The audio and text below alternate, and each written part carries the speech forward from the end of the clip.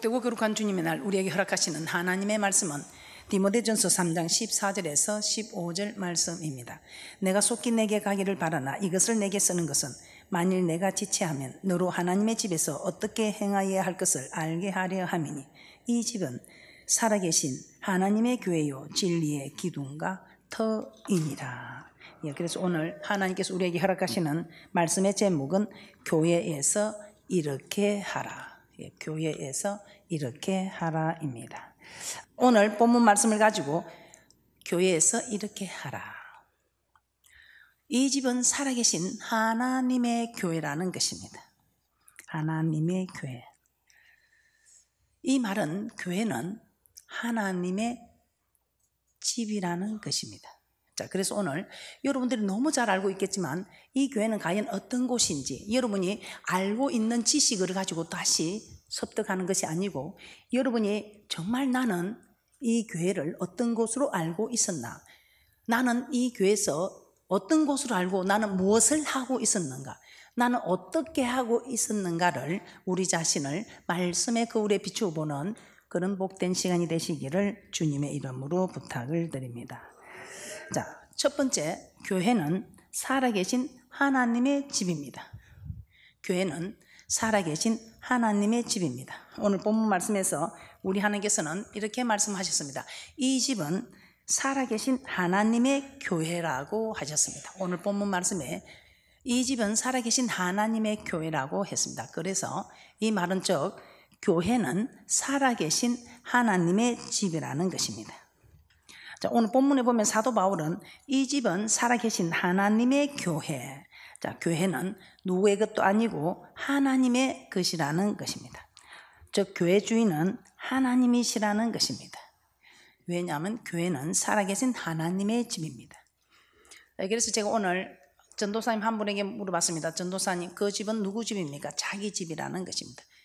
그러면 그 집 주인은 누굽니까? 자기라는 것입니다. 그러면 오늘 이 교회는 살아계신 하나님의 집이므로 이 집은 주인이 누구십니까? 하나님이시라는 것입니다. 자, 그래서 사도 바울은 에베소서 5장 23절입니다. 에베소서 5장 23절입니다. 사도 바울은 그리스도는 교회의 머리가 되신다고 합니다. 교회의 머리가 되신다. 남편은 아내의 머리가 되는 것처럼 그리스도께서 교회의 머리가 된다는 것입니다. 에베소서 5장 23절입니다. 시작. 이는 남편이 아내의 머리됨이 그리스도께서 교회의 머리됨과 같음이니 그가 친히 몸의 구주시니라. 남편이 아내의 머리가 된다는 것은 남편이 아내의 주인이라는 것입니다. 그래서 아내 주인은 남편입니다. 그래서 우리가 호주 듣던 분들 보면 호주 누가 되어 있습니까?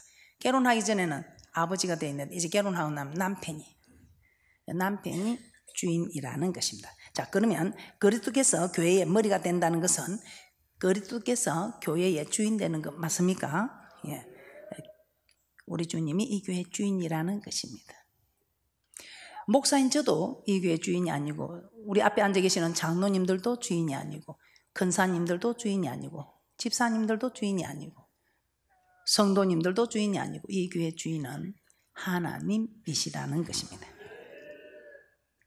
자, 그러면 우리는 주인이신 하나님의 종으로서 우리는 교회에서 어떻게 섬겨야 하는지 또 우리는 어떻게 해야 하는지를 한번 살펴보도록 하겠습니다. 누가복음 17장을 한번 찾아보도록 하겠습니다.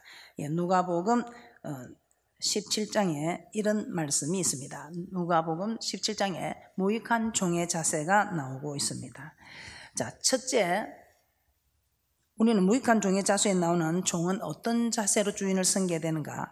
첫째, 종은 주인의 모든 명령에 순종하였습니다. 종은 주인의 모든 명령에 순종하는 것입니다.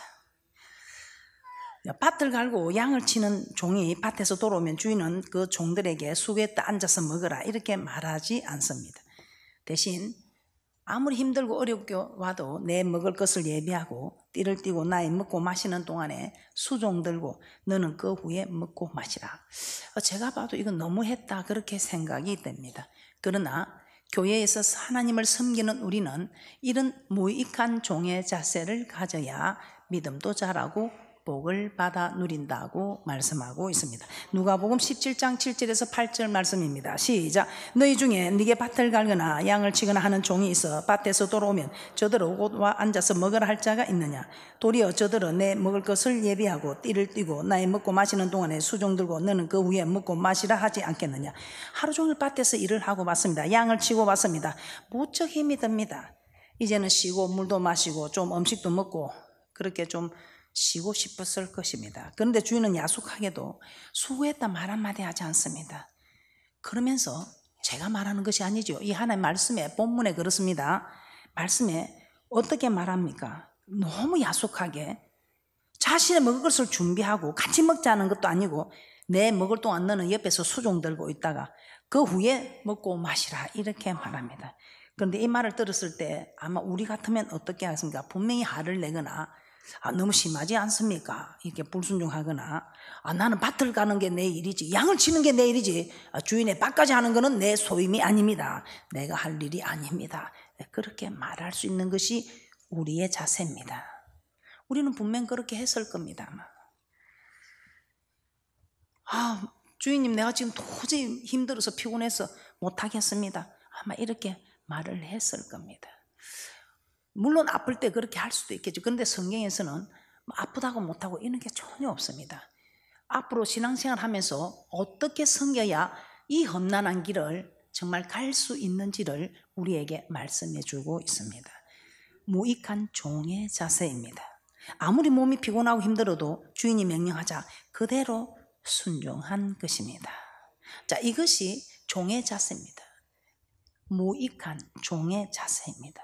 그래서 앞으로 우리는 이 집이 살아계신 하나님의 교회, 즉 교회는 살아계신 하나님의 집이라서 이 집 주인이 하나님이심을 믿으신다면 앞으로 이 교회에서 어떤 일이 있더라도 무슨 부탁을 하더라도 변명이나 핑계를 대지 마시고 그대로 무익한 종의 자세를 취하는 이것이 여러분의 믿음도 자라고 이 땅에 복도 받고 저 천국에도 들어가는 길이라는 것입니다.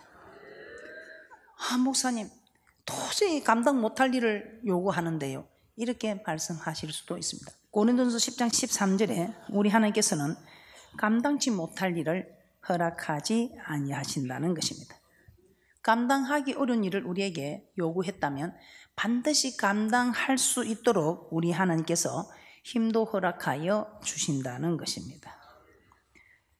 고린도전서 10장 13절입니다. 시작. 사람이 감당할 시험밖에는 너에게 당한 것이 없나니 오직 하나님은 미쁘사 너희가 감당치 못할 시험당함을 허락지 아니하시고 시험당할 점에 또한 피할 길을 내사 너희로 능히 감당하게 하시느니라. 일을 맡길 때 여러분들은 걱정하거나 거절하지 마시고 순종하시기를 주님의 이름으로 축복합니다. 두 번째, 우리는 어떤 자세로 일해야 합니까? 무익한 종은 일을 하거나 또 일을 다 하고 난 뒤에 아무런 말이 없습니다. 두 번째 종에서 무익한 종은 아무런 말이 없습니다. 말이 없습니다. 그래서 교회에서는 잠잠해야 한다는 것입니다. 예수님은 무익한 종이 주인의 명령대로 다 행하고 난 뒤에 주인이 명한 대로 했다고 살해하겠느냐 이렇게 말합니다. 즉 그렇게 수고를 해도 살해가 없다는 겁니다. 여러분도 그렇지요? 수고하고 살해 안 받지요? 그리고 제자들에게 너희도 명령받은 것을 다 행한 후에 이르기를 우리는 무익한 종이라 우리 하여야 할 일을 한 것뿐이라 할지니라. 누가복음 17장 9절에서 10절 함께 보겠습니다. 시작. 명한 대로 하였다고 종에게 살해하겠느냐? 이와 같이 너희도 명령받은 것을 다 행한 후에 이르기를 우리는 무익한 종이라 우리의 하여야 할 일을 한 것뿐이라 할지니라. 종은 주인이 명령한 대로 다 행하였습니다. 그럼에도 불구하고 주인이 살해하지 않습니다. 즉 수고했다고 말해주지도 않고 수고한 대가도 주지 않습니다. 그럼에도 불구하고 주인을 원망하거나 불평하지 않습니다. 왜 그렇습니까?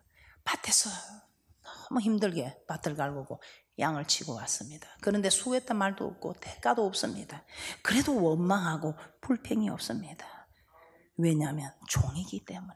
그래서 우리는 앞으로 이 교회는 주인이 하나님이십니다.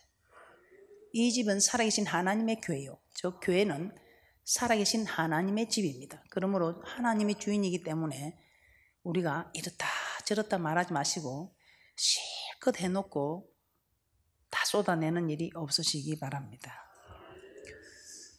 두 번째, 교회는 어떤 곳인가? 두 번째, 교회는 진리의 기둥과 터입니다. 사도 바울은 이 집은 하나님의 교회요 진리의 기둥과 터라고 했습니다. 교회는 진리의 기둥과 터라는 것입니다. 진리는 무엇입니까? 요한복음 17장 17절에 진리로 거룩하게 하옵소서. 아버지의 말씀은 진리니이다. 그래서 말씀은 진리입니다. 그래서 진리는 하나님의 말씀입니다. 자, 그리고 기둥은 집을 세우는 것입니다. 기둥은 집을 세우는 것입니다. 자, 기둥이 없으면 집은 무너지고 맙니다. 그리고 진리의 기둥과 터라고 했습니다. 그럼 터는 무엇인가? 터는 씨가 뿌려지는 곳입니다. 터는 씨가 뿌려지는 곳 맞죠? 그래서 교회는 어떤 곳입니까? 말씀으로 세워진 곳이며 말씀이 뿌려지는 곳입니다. 누가복음 8장 11절에 씨는 하나님의 말씀이라 했습니다. 그래서 터는 씨가 뿌려지는 곳으로 곧 말씀이 뿌려지는 곳. 그러므로 교회는 말씀으로 세워진 곳이며 말씀이 뿌려지는 곳이다 이 말입니다. 그래서 하나님의 교회는 진리의 기둥과 터입니다. 자, 출애굽기 40장 20절에서 21절에 보면 하나님은 모세에게 이스라엘 백성과 맺은 언약, 즉 십계명이 적힌 정급판을 궤 속에 넣으라고 하셨습니다. 자, 그리고 그 궤를 하나님이 거하실 성막에 두라고 하셨습니다. 그래서 솔로몬은 열왕기상 8장 6절입니다. 그래서 솔로몬은 성전을 건축하였을 때 여호와의 언약궤를 그 성전으로 모시고 왔고 제사장들이 여호와의 언약궤를 성전 안 지성소에 들여 놓았다고 말씀하고 있습니다. 자, 열왕기상 8장 6절입니다. 언약궤를 성전으로 모셨습니다. 열왕기상 8장 6절입니다. 시작. 제사장들이 여호와의 언약궤를 그 처소로 메어드렸으니 곧 내전 지성소 그룹들의 날개 아래라. 자, 하나님은 이스라엘 백성과 맺은 언약을 성전에 두신 것입니다. 그래서 이사야 선지자는 하나님의 전에 가면 여호와께서 그 도로 우리를 가르치실 것이라 이렇게 말씀하고 있습니다. 이사야 2장 2절에서 3절 말씀입니다. 자, 그 이유는 왜 여호와의 전에 가면 도로 우리를 가르치는가? 그 이유는 율법이 시온에서 나오고 여호와의 말씀이 예루살렘에서부터 나온다고 말씀하고 있습니다. 이사야 2장 2절에서 3절 말씀입니다. 시작. 말이래 여호와의 전에 산이 모든 산 꼭대기에 굳게 설 것이요 모든 작은 산 위에 뛰어나리니 만방이 그리로 모여들 것이라.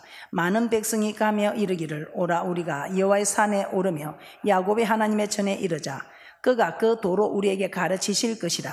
우리가 그 길로 행하리라 하리니 이는 율법이 시온에서부터 나올 것이요 여호와의 말씀이 예루살렘에서부터 나올 것임이니라. 시온과 예루살렘은 성전을 의미합니다. 그러므로 성전은 하나님의 말씀이 선포되는 곳입니다. 자, 그리고 하나님은 말라기 선지자를 통해서 대저제사장의 입술은 지식을 지켜야 하겠고 사람들이 그 입에서 율법을 구하게 되어야 할 것이니 제사장은 만군의 여호와의 사자가 땜이 오늘이라고 말라기서 2장 7절에 말씀하고 있습니다. 하나님은 주의 종을 통해서 말씀을 선포하신다는 것입니다. 오늘 이 시간에도 우리 하나님께서는 이경은 목사님 저에게 이 말씀을 입에 담아 두셨습니다. 그래서 오늘날 하나님은 성전에서 주의 종의 입을 통해 말씀을 선포하십니다. 오늘 이 집은 내 집이다. 이 교회는 살아계신 하나님의 집, 내 집이다. 그래서 내가 주인이다. 내가 주인인데 너희들은 나를 섬길 때에 무익한 종의 자세로 섬기라고 말씀하고 있습니다. 그러면서 우리 하나님께서는 우리에게 오늘 이 성전에서 도로 우리에게 가르치고 있습니다. 즉 하나님의 말씀으로 우리를 가르치고 있습니다. 무엇을 가르치는 것입니까? 하나님의 말씀. 어떻게 우리가 하나님을 섬겨야 할지. 우리가 섬긴다고 섬기면서 하나님의 뜻을 모르고 내 뜻대로 하는 이런 일들이 있을까 하여 우리 하나님께서는 하나님이 어떻게 섬기는 것을 하나님이 기뻐하시는지 말씀을 통해서 정확하게 우리에게 말씀하고 있다는 것입니다. 자, 그래서 우리가 성전에 올라가는 목적이 무엇입니까? 진리의 말씀이 선포되는 교회에 그 말씀을 받으러 가는 것입니다. 왜 말씀을 받는다는 것입니까? 자, 로마서 2장 18절입니다. 시작.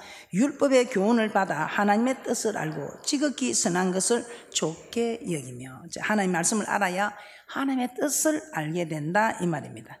그런데 하나님의 말씀을 정확하게 알지 못해서 하나님의 뜻을 모르고 자기 뜻대로 자기 생각대로 하다가 멸망한 에덴 동산의 하와, 우리 너무 잘 알고 있죠. 자기만 멸망했습니까? 그 남편에게도 멸망시키게 하였습니다. 남편을 세우기는커녕 남편을 무너뜨렸습니다.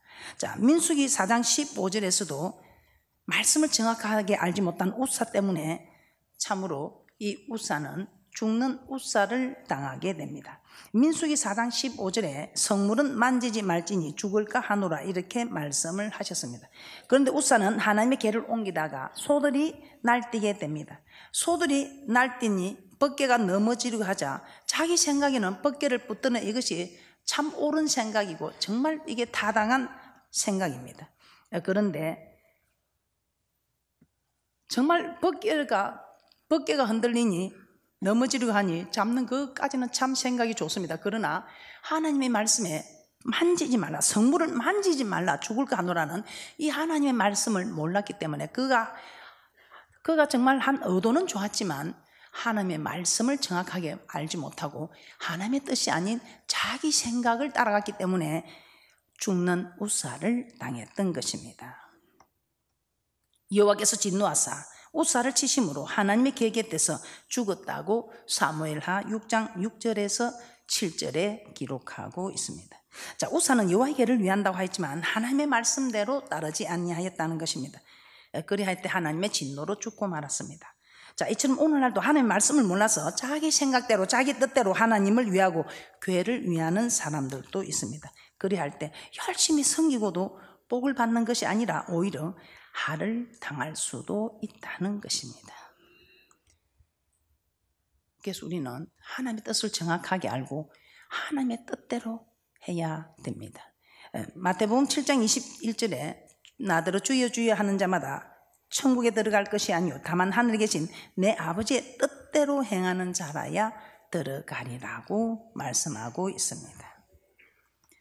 자, 그래서 우리는 하나님의 말씀을 배워서 하나님의 뜻을 정확하게 알아야 합니다. 따라서 하나님은 성전에서 진리의 말씀을 선포하시고 그 백성들로 하여금 성전에서 항상 여호와 경외하기를 배우라고 말씀하고 있습니다.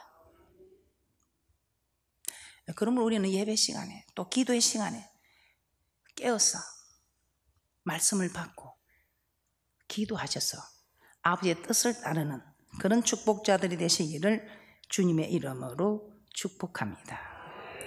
세 번째, 교회는 만민이 기도하는 집입니다. 교회는 어떤 곳인가? 우리가 너무나 잘 알고 있는 기도하는 집입니다. 예수님은 성전에서 매매하는 자를 내어 쫓으시며 내 집은 만민의 기도하는 집이라고 말씀하고 있습니다. 마가복음 11장 17절 시작. 이에 가르쳐 가라사대 기록된 바 내 집은 만민의 기도하는 집이라 칭함을 받으리라고 하지 아니하였느냐. 너희는 강도의 구례를 만들었도다 하시매. 이사야 56장 7절에서도 내 집은 만민의 기도하는 집이라고 말씀하고 있습니다. 하나님은 성전을 만민이 기도하는 집이라고 말씀하고 있습니다. 자, 그러면 우리는 성전에 가면 기도해야 합니다. 왜 기도해야 할까요? 성전은 진리의 기둥과 터라고 하였습니다. 이 성전에서 말씀을 받고 하나님의 뜻을 알게 됩니다. 그러나 하나님의 뜻을 아는 것으로 그쳐서는 아니 된다는 것입니다. 하나님의 뜻을 알았으면 이제는 하나님의 뜻을 지켜야 한다는 것입니다. 가정에서, 직장에서, 교회에서, 학교에서, 사회에서, 국가에서 모든 일들에 우리는 하나님의 뜻을 실천해야 한다는 것입니다. 그런데 아무리 하나님 뜻대로 살고자 하는 믿음이 아주 좋은 분일지라도 자기 마음대로 자기 힘으로 정말 다 지킬 수 있는 일들이 아니라는 것입니다. 우리 힘으로 지킬 수 없는 일들이 많이 있습니다. 그래서 우리는 이 하나님의 말씀을 지킬 수 있도록 우리는 해야 할 일이 있습니다. 우리는 무엇을 해야 할까요? 우리 하나님의 뜻인 만민이 기도하는 집에서 기도해야 한다는 것입니다. 기도할 때에 우리 하나님께서는 우리가 말씀을 지킬 수 있는 힘을 허락해 주시겠다고 말씀하고 있습니다. 자, 요한복음 15장 26절을 한번 찾아보겠습니다. 우리 힘으로는 지킬 수 없을 때 성령께서 우리로 하여금 말씀을 지키게 해 주신다는 것입니다. 자, 예수님은 성령을 보혜사 곧 아버지께로서 나오시는 진리의 성령이라고 하십니다. 요한복음 15장 26절입니다. 시작. 내가 아버지께로서 너에게 보낼 보혜사 곧 아버지께로서 나오시는 진리의 성령이 오실 때에 그가 나를 증거하실 것이요. 자, 이 보혜사란 돕는 자라는 뜻입니다. 네, 그리고 진리는 하나님의 말씀입니다. 자, 그러므로 성령은 우리로 하여금 하나님의 말씀을 깨닫고 지키도록 도와주신다는 것입니다. 그런데 이 성령은 기도할 때에 받을 수 있다는 것입니다. 기도할 때에 또한 충만을 받을 수 있다는 것입니다. 그러면 우리는 교회에서 기도함으로 성령의 충만을 받아서 진리의 말씀을 받을 수 있는 힘을 공급받아야 한다는 것입니다. 그러므로 교회에서는 말씀만 받아서 될 것이 아니고 이 말씀을 받았으면 이 말씀을 지킬 수 있는 힘을 또한 공급받아야 한다는 것입니다. 그래서 이 교회는 진리의 기둥과 터이며 만민이 기도하는 집이라는 이 두 기둥이 서고 있다는 것입니다. 아무리 말씀을 받아도 지킬 힘이 없으면 안 된다는 것입니다. 그 지킬 힘은 기도하여야 받을 수 있다는 것입니다. 또 교회에서 기도만 해도 안 된다는 것입니다. 기도만 하면 말씀을 지킬 힘은 있지만 하나님의 뜻을 알지 못해서 자기 생각과 자기 뜻대로 나아간다는 것입니다. 그러므로 우리는 교회에서 이 두 가지를 다 해야 합니다. 말씀을 받아서 하나님의 뜻을 알고 기도하여서 말씀을 지킬 수 있는 힘을 얻어야 한다는 것입니다. 그래야 우리는 가정에서나 직장에서나 사회에서나 국가에서나 사업장에서나 어디를 가도 우리는 하나님의 뜻대로 살 수가 있다는 것입니다. 사도행전 2장 42절입니다. 시작. 저희가 사도의 가르침을 받아 서로 교제하며 떡을 떼며 기도하기를 전혀 힘쓰니라. 여기서 사도의 가르침을 받고 이제 그 가르침대로 살기 위해 기도하고 또 이것을 이웃에 실천하였을 때 어떻게 되었다고 합니까?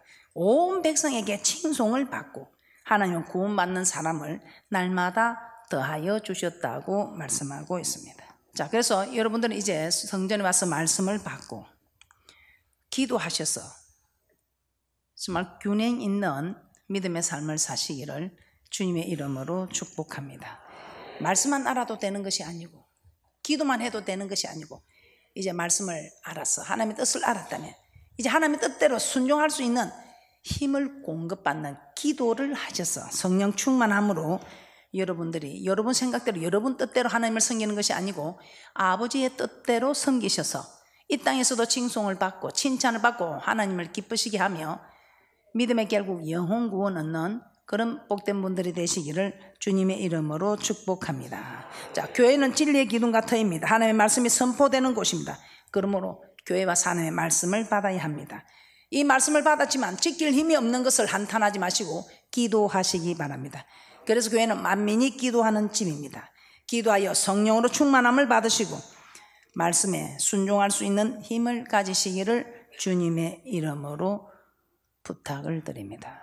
자, 결론입니다. 교회는 살아계신 하나님의 집입니다. 교회는 살아계신 하나님의 집입니다. 이제 이 집의 주인은 하나님이십니다. 하나님이 주인이십니다. 우리는 그 주인의 종입니다. 그러면 항상 종의 자세, 무익한 종의 자세로 교회를 섬기시기 바랍니다. 또한 교회는 진리의 기둥과 터입니다. 하나님의 말씀만 받아야 되며 이 말씀대로 살기 위하여 만민이 기도하는 집입니다. 기도하셔서 성령으로 충만하여 우리 하나님의 집에서 이렇게 하라는 하나님의 말씀을 따라 아버지의 뜻대로 행하셔서 주여 주여 하는 자마다 다 천국에 갈 것이 아니요 아버지의 뜻대로 행하는 자라야 된다는 마태복음 7장 21절의 말씀을 따라 모두가 참으로 천국 가는 축복자들이 되시기를 주님의 이름으로 축복합니다.